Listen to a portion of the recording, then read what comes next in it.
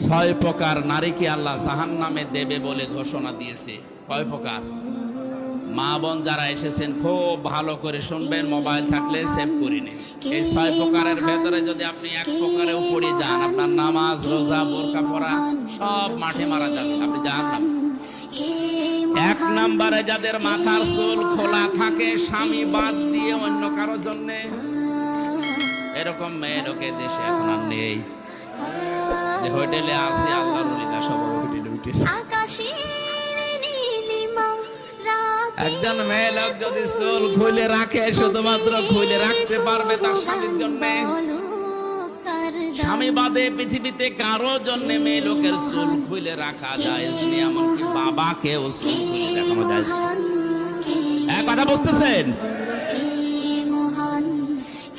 একজন মেয়ে লোকের চুল যত তার স্বামী দেখবে, তার চোখে